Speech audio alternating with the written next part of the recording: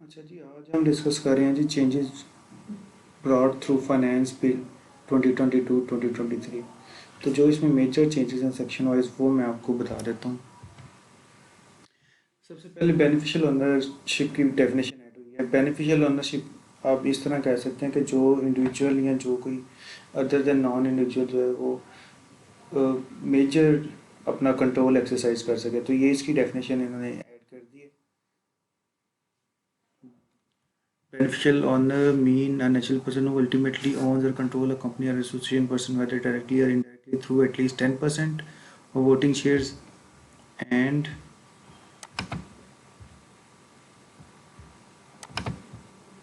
exercise ultimate effective control through direct or indirect means। तो ये इसकी डेफिनेशन ऐड हुई है। डिस्ट्रीब्यूटर की डेफिनेशन ऐड कर दी गई है। बेसिकली इसमें कोई भी इतनी टेक्निकल चीज़ नहीं है। Any person who appointed by manufacturing importer और another person for specified area to purchase goods from him for further supply. अभी स्वैप एजेंट्स की डेफिनेशन ऐड कर दी गई है। Synchronised with holding administration and payment system agents, और इसके rules ये डिफाइन करेंगे फर्दर बाय द बोर्ड। जो पर्सन है ये बोर्ड डिफाइन करेगा। अच्छा, हाई अर्निंग पर्सनस पे टैक्स चार्ज कर दिया गया। हाई अर्निंग इंडिविजुअल्स वो हैं जिनकी इनकम जो है 300 मिलियन से ज़्यादा। अगर आपकी इनकम 300 मिलियन से कम है तो 0% इनकम टैक्स चार्ज होगा, और अगर 300 मिलियन से ज़्यादा है तो 2% इनकम टैक्स चार्ज होगा। और ये चार्ज होगा जी आपका tax shall be impose for poverty evaluation for tax year 2022 and onwards. ये आपकी 2022 की इनकम पे भी लगेगा। मतलब कि जो हमारा टैक्स ईयर 30 जून 22 पे एंड हो रहा है उस पर भी लगेगा ये on the income of every person. ठीक है जी, हर पर्सन की इनकम पे लगेगा। और जो इनकम होगी इस पर्पज़ के लिए उसमें जी आपको प्रॉफिट ऑन डेटा आ जाएगा, dividend, capital gain, brokerage commission, taxable income, वो taxable income other than brought forward depreciation and brought forward business losses. आप जो आपकी जो टैक्सेबल इनकम है other than brought forward depreciation losses और ब्रॉड फॉरवर्ड लॉसेज, इन इन इनको लेस किए बगैर जो आपकी टैक्सेबल इनकम होगी उस पर चार्ज होगा।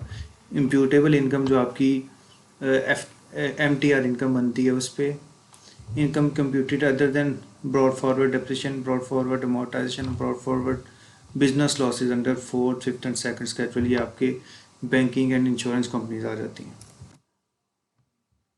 अच्छा जी, tax on certain payments to non residents. इसमें पहले था जी कि जो नॉन रेजिडेंट जो fee for royalty, fee for offshore and fee for digital services से इनकम कमा रहे हैं, फ़ी फॉर टेक्निकल सर्विसेज पे उन पे टैक्स चार्ज होता था और ये जाता था सेपरेट ब्लॉक में।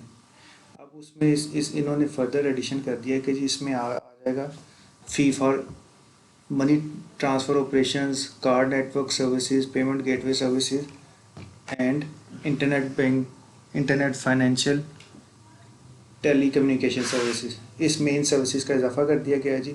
अच्छा, पहले चीज़ और ये जो नई एडिशन हुई है इन सब पे इनकम टैक्स चार्ज होगा एट द रेट ऑफ 10%। पहले चार्ज हो रहा था जी कि 15% रॉयल्टी पे और फ़ी फॉर ऑफशोर और फ़ी फॉर ऑफशोर डिजिटल सर्विसेज पे चार्ज हो रहा था जी आपका 10%। इस एंड अच्छा, इसके बाद आ जाती है टैक्स ऑन डीम्ड इनकम। अच्छा, डीम्ड इनकम का ये कॉन्सेप्ट है कि अगर आपके पास प्रॉपर्टी है अदर देन जिसमें आप रह रहे हैं तो उसकी 5% फेयर वैल्यू जो है उस पे वो आपकी डीम्ड इनकम कंसिडर होगी और tax shall be charge at the rate of 20% of the deemed income. तो ये इफेक्टिवली आपका रेट बन जाएगा 1%। 5% मल्टीप्लाई बाई 20%, तो ये आपका 1% आ जाएगा। अच्छा, इसमें कौन कौन सी इनकम कवर नहीं है, सॉरी, कौन कौन सी प्रॉपर्टी कवर नहीं है? Self owned business premises of which business is conducted, जिस प्रेमिसेस पे बिजनेस कंडक्ट हो रहा है, एग्रीकल्चर लैंड जो है,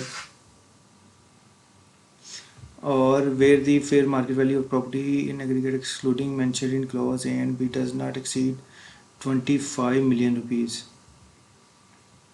और इनकी फेयर वैल्यू जो है इन दोनों की, ए एंड बी की, 25 मिलियन से एक्सीड ना करे। अच्छा जी, प्रोविंशियल गवर्नमेंट, लोकल गवर्नमेंट भी है जी, ये land development and construction projects है। और ऐसी प्रॉपर्टी जिस पे रेंट चार्ज हो रहा है अंडर सेक्शन 15 रेंटल इनकम का, प्रोवाइडेड एट के अगर जो रेंटल इनकम पे टैक्स चार्ज हो रहा है वो इस सेक्शन के तहत ज़्यादा है, तो जो जो उसका डिफरेंशियल है वो इस सेक्शन के तहत चार्ज होगा। मैं आपको बता भी देता हूँ, provided eight if the tax chargeable under section 15 is less than the tax chargeable under this section, so much of the amount of tax which is more than tax chargeable under section 15 shall be paid under this section, कि जो उसका differential है वो section के तहत पे होगा। अच्छा जी, सेक्शन 21 डील कर रहा है जी डिडक्शंस नॉट अलाउड, तो इसमें थोड़ी सी चेंजेस आई है, 2-3 क्लॉजेस की। एंड अच्छा, जो हम कंट्रीब्यूशन करते हैं अप्रूव्ड ग्रेच्युटी फंड में, अगर वो 50% से एक्सीड कर रही होगी तो वो अलाउ नहीं होगी। इसी तरह पहले हम जो कंपनी को ट्रांजैक्शन अलाउ थी वो ये थी कि एक सिंगल अकाउंट हेड में आपका 2,50,000 से अगर कोई अमाउंट एक्सीड करती है तो आप उसको थ्रू बैंकिंग चैनल पे करेंगे। इसके अलावा उसमें कुछ एक्सक्लूजन्स भी थी, जैसे पोस्टेज, ट्रैवल फेयर। देन आपका 25,000 से कोई सिंगल ट्रांजैक्शन एक्सीड ना करे। अब उसने सिंपल कह दिया कि कंपनी के केस में अगर आपकी सिंगल अकाउंटेंट में ट्रांजैक्शन 1 मिलियन से एक्सीड कर गई है, आपका टोटल अकाउंट हेड जो है ना 1 मिलियन से एक्सीड कर गया है, तो आपने सारी ट्रांजैक्शन जो है ना वो आपने banking channel through digital means करनी है, आपने ई बैंकिंग के थ्रू करनी है। और इसमें 25,000 वाली इन्होंने शर्त नहीं रखी, 25,000 की कोई एक्सक्लूजन नहीं है। जो एक्सक्लूजन है वही है utility bills, freight, travel fair, postage, payment of duties and taxes जो पहले आ रही है, और इसकी इफेक्टिव डेट जो है वो बोर्ड आपको नोटिफाई करेगा। देन आपका जी any expenditure to to sales claim by any person. अच्छा, जो पर्सन जिसने इंटीग्रेट करना था बोर्ड के साथ थ्रू इलेक्ट्रॉनिक मीन्स, अगर वो उसने इंटीग्रेट नहीं किया तो जो उसके जो एक्सपेंडिचर हैं वो 10% तक डिसअलाउ कर दिए जाएंगे। अच्छा, सेक्शन सेक्शन 22 जो था, इसमें जो आपका डेप्रिसिएशन अलाउंस था, पहले ये था कि 50% इन the year of purchase and 50% in the year of disposal आपको मिलेगा। लेकिन अब उसने दोबारा जो पुराना फाइनेंस एक्ट 22 से पहले जो था कि 100% in the year of purchase and no depreciation in the year of sale, उसी क्राइटेरिया पे ये वापस चला गया। और दूसरी बात ये कि हमें व्हीकल पे डेप्रिसिएशन मिलती थी नॉट अप्लाइंग फॉर हायर पे 2.5% तक डिस्ट्रिक्ट करके हम फिर उसकी डेप्रिसिएशन निकाला करते थे, लेकिन अब उसकी वैल्यू उन्होंने 5 मिलियन तक इनहेंस कर दी है। इसकी बड़ी वजह भी ये है कि अब गाड़ी 2.5 मिलियन तक तो आपको पता है कोई आ नहीं सकती, तो ये है इसका क्राइटेरिया।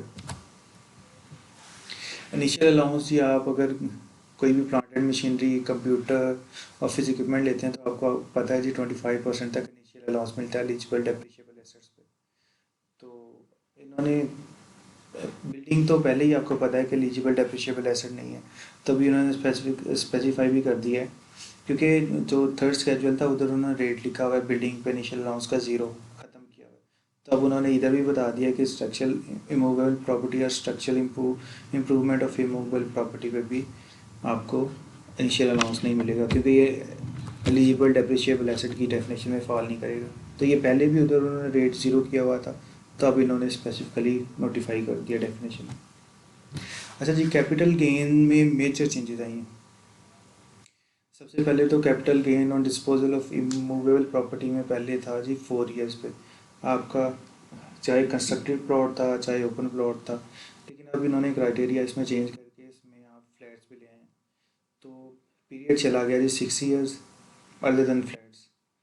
और ओपन प्लॉट्स के केस में ये 6 ईयर्स तक जा रहा है, और कंस्ट्रक्टेड के केस में 4 ईयर तक जा रहा है, और फ्लैट्स के केस में ये 2 ईयर्स तक जा रहा है, उसके बाद ये 0 हो जाएगा। अच्छा जी, ओपन प्लॉट 15%, 12.5, और ये 2.5% डिक्रीज होता जाएगा until the end of 6 year, और 7 ईयर में 0 हो जाएगा। ऐसे ही 15%, 10%, 7.5, 5 एंड 0, और फ्लैट के केस में 15 से 7.5% और देन 0। तो ये कैपिटल गेन में मेजर चेंजेस आई हैं। अच्छा जी, capital gain on disposal of securities में आपको पता जी 12.5% हो गया था इरिस्पेक्टिव ऑफ होल्डिंग पीरियड। आपका स्टेट्स 12.5, अगर आपके के कोई शेयर्स हैं स्टॉक एक्सचेंज में, किसी लिस्टेड एंटिटीज़ में आपने इन्वेस्ट किए हुए हैं, या सो ऑन कोई और सिक्योरिटीज़ हैं आपके पास।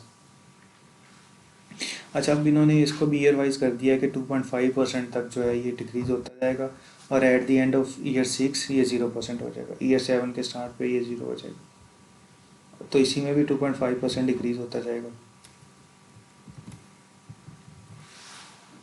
अच्छा, जो हम कैपिटल एसेट्स अगर हम डिस्पोज ऑफ करते थे other than immovable property and securities, तो उस पर कैपिटल गेन था जी।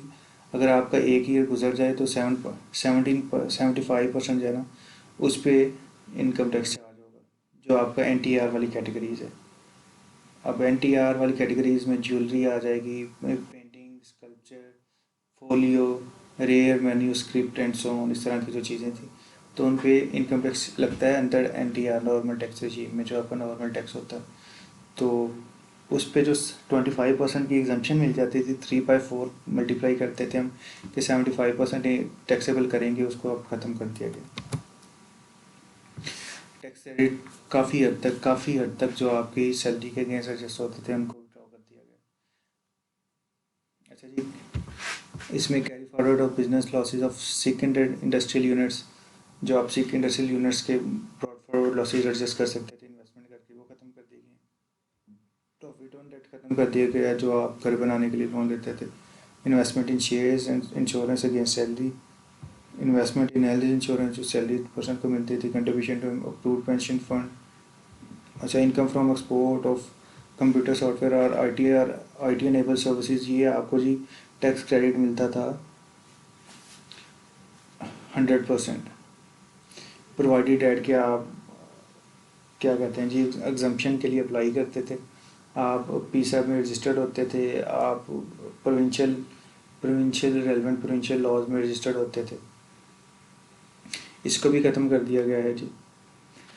Tax credit for foreign investment for industrial promotion, ये भी ख़त्म कर दिया गया, और एमनेस्टी जो थी ऐड की थी इन्होंने, ये भी ख़त्म कर दी। अच्छा, रेजिडेंट इंडिविजुअल की डेफिनेशन में थोड़ा सा चेंज किया। पहले ये था कि जो पर्सन 183 और मोर पाकिस्तान में प्रेजेंट है, कोई एम्प्लॉई है फेडरल गवर्नमेंट, प्रोविंशियल गवर्नमेंट का, तो वो होगा जी रेजिडेंट पर्सन या रेजिडेंट इंडिविजुअल। अब उन्होंने ये भी कह दिया कि ऐसा सिटीज़न जो किसी और कंट्री का टैक्स रेजिडेंट नहीं है, वो भी आपका रेजिडेंट इंडिविजुअल होगा। अच्छा, AOP में ये कॉन्सेप्ट था, पहले भी यही था कि अगर AOP की इनकम एग्जम्प्ट है तो वो आगे उसके पार्टनर्स के हैंड में भी एग्जम्प्ट होगी, तो अब इसको उन्होंने एक्सप्लेन कर दिया। अच्छा, ट्रेडर्स के केस में सेक्शन 99A था, अब उसको टोटली सब्स्टिट्यूट करके रिवैम्प कर दिया गया। तो ऐसे ट्रेडर्स आप देंगे बिल, वो income tax on the basis of their electricity bill, तो जिनका बिल 30,000 से एक्सीड नहीं करेगा वो 3,000 बिल पे करेंगे, जिनका होगा 30,000 से 50,000 के दरमियान वो 5,000 एंड सो ऑन। लेकिन आपको कुछ पता क्या है, कुछ retailers other than Tier 1 retailers, वो सेल्स टैक्स में भी वो सेल्स टैक्स के थ्रू भी पे कर रहे हैं, sales tax through their electricity bills. तो ऐसे लोग जो अंडर सेक्शन 3 के तहत सेल्स टैक्स के थ्रू अपना सेल्स टैक्स पे कर रहे हैं अदर देन Tier 1 रिटेलर्स, तो वो उसके तहत ही करते रहेंगे चार्ज।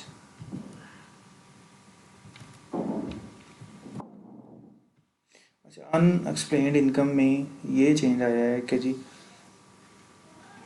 कि पहले आपको सेपरेट नोटिस भेजना पड़ता था असेसमेंट करने के लिए, अब आपको सेपरेट नोटिस भेजने की ज़रूरत नहीं है, subject to the following condition के एनी अमाउंट क्रेडिट, वो जो आपका नोटिस है वो इस बिहाफ पे आया हो, इन कंडीशंस की बेस पे, any amount credit persons book of accounts, any investment made or in ownership of money are valuable article, suppression of any production, suppression of any receipts, the अच्छा जी, और दूसरी बात यह है कि जी,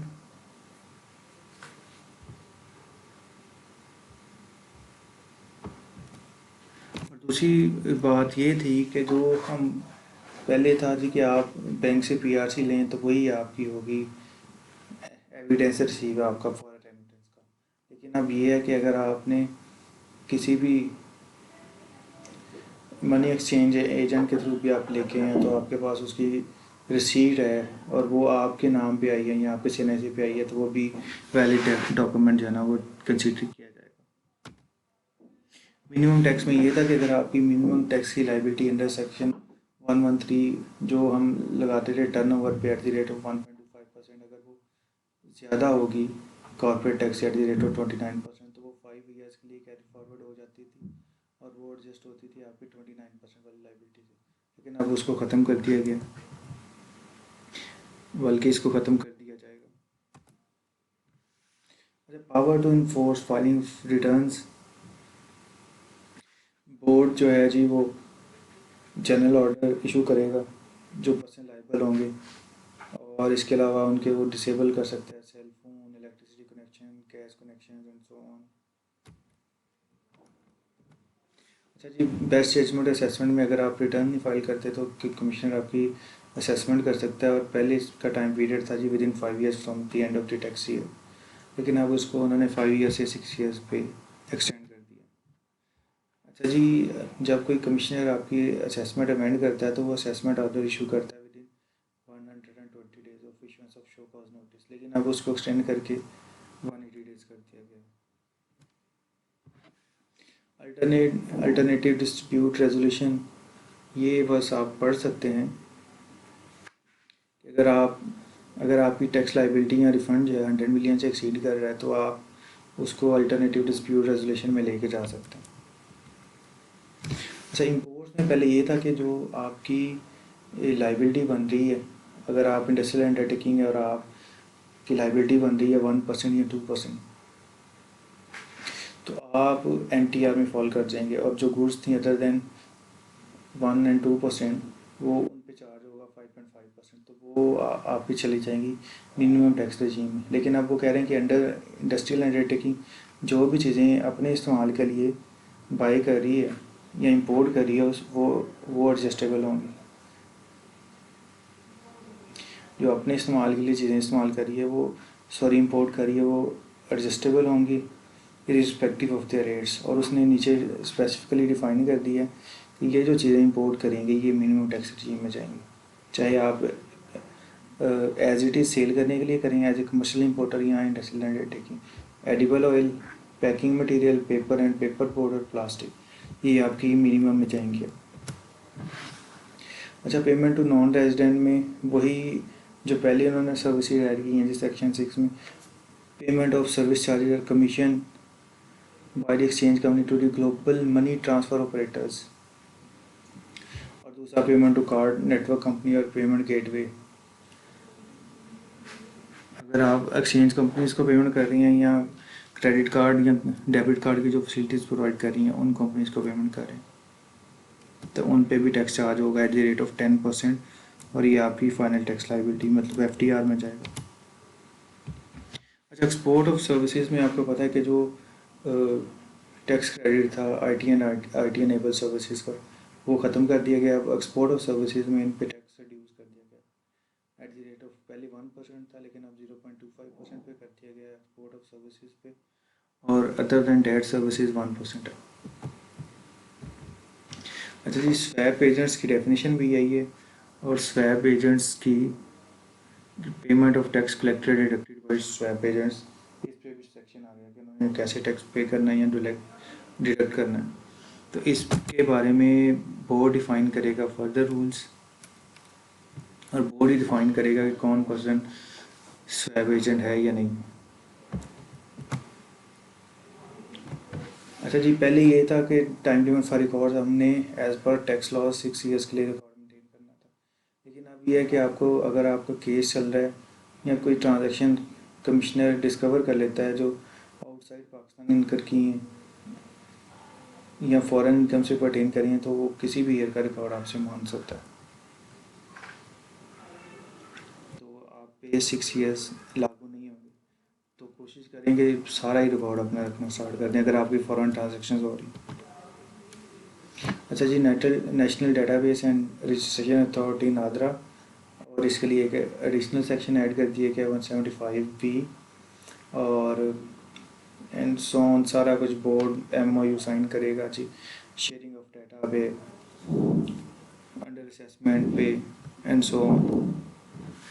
अच्छा, ऑडिट में ये मेजर चेंज आई है कि पहले कमिश्नर आपको नोटिस करता था, ऑडिट रिपोर्ट आपको इशू करता था, एंड देन आपसे प्रोसीडिंग स्टार्ट करता था। लेकिन अब ये है कि अब उसके लिए आपको ऑडिट रिपोर्ट इशू करने की ज़रूरत नहीं है।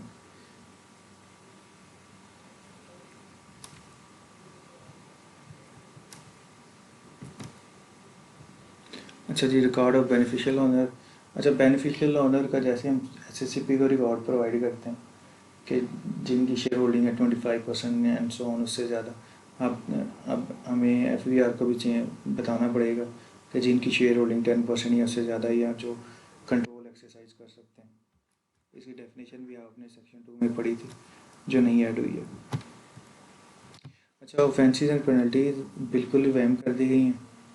पहले 5000 था सैलरीड क्लास के लिए, अब इसको 10,000 कर दिया गया है। मैक्सिमम पेनल्टी 200% कर दी गई है। और ये वैसे ही है कि अगर आप 1 ईयर 2 ईयर या 3 ईयर में रिटर्न सबमिट कर देते हैं तो आपकी पेनल्टी रिड्यूस कर दी जाएगी। जो फेल कर जाए इंटीग्रेट करने से, तो उसके लिए जी penalty 50,000 for first default of 7 days and so on.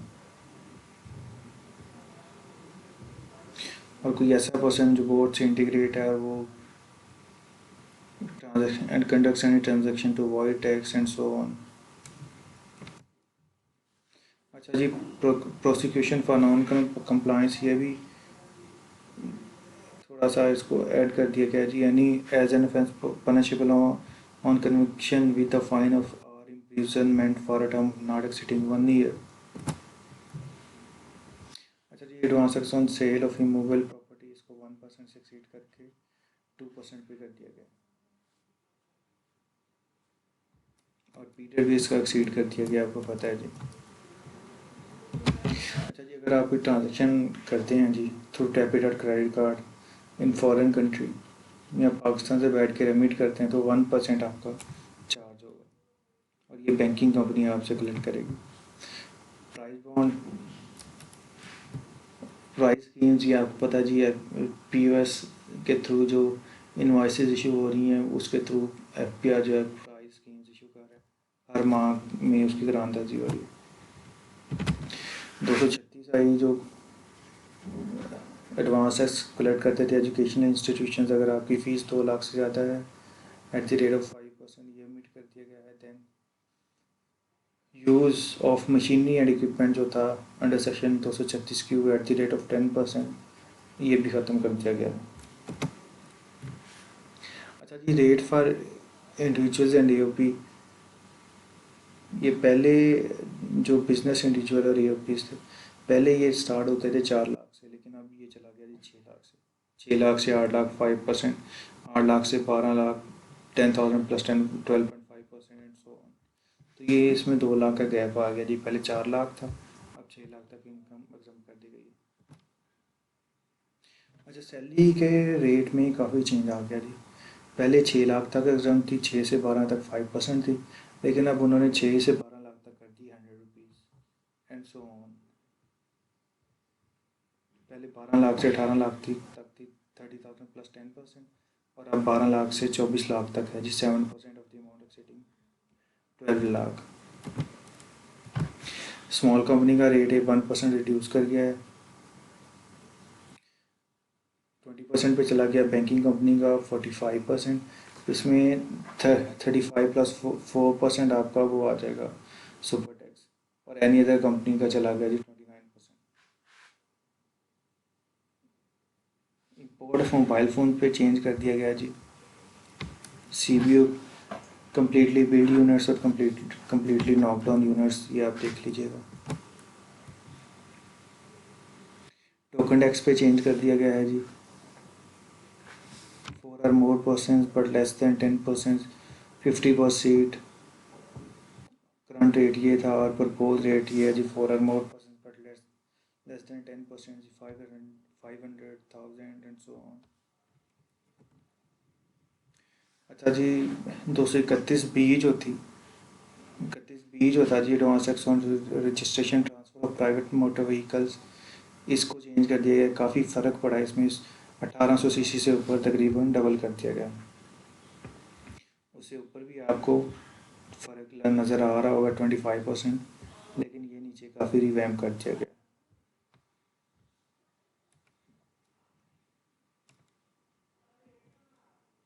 अच्छा जी, एग्जम्पशंस आ गई हैं जी टोटल इनकम पे।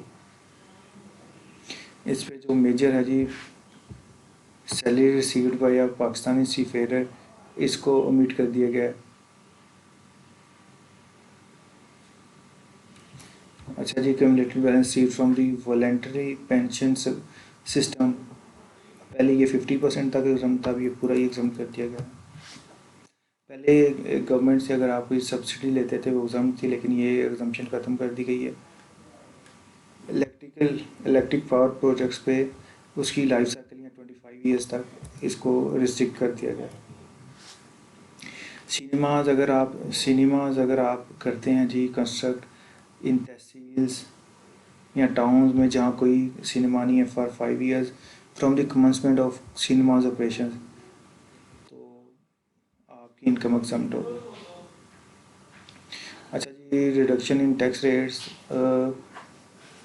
जो है, पहले इसमें सेक्शंस आ रहे हैं फास्ट मूविंग कंज्यूमर गुड्स, तो अब इसमें इन्होंने शुगर, सीमेंट, स्टील और एडिबल ऑयल को भी ऐड कर दिया गया है, और इस पर टैक्स चार्ज होगा eight the rate of 0.25%, provided eight के पर्सन इनकम टैक्स और सेल्स टैक्स की आपकी लिस्ट में अपीयर हो रहा हो। अच्छा, reduce rate of minimum tax,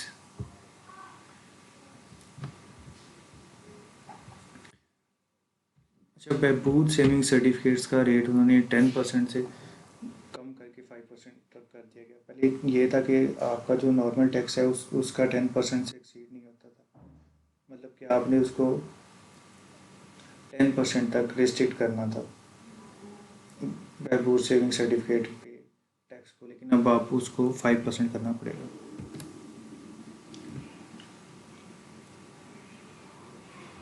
अच्छा जी, मोबाइल फ़ोन ऑपरेटर्स जो हैं लोकली मैनुफैक्चर, उन पे 113 नहीं लगेगा। अच्छा, अगर आपका एक दफ़ा ऑडिट हो गया एक साल में, तो 4 ईयर्स तक आपके फेस कमिश्नर ऑडिट नहीं कर सकेगा unless with the prior approval of the board. Persons not appearing in the ATL, इस केस में अगर एडवांस टैक्स है, अगर आप ऑन ऑन परचेज और ट्रांसफ़र ऑफ मोटर व्हीकल्स कर रहे हैं तो आप पे 200% लग जाएगा। सपोज़ अगर 1 लाख पे कर रहे हैं तो 3 लाख पे चला जाएगा। और in case of purchase of immovable property तो वो इंक्रीज़ हो जाएगा 250%, मतलब कि अगर पहले 2% है तो वो चला जाएगा 5%।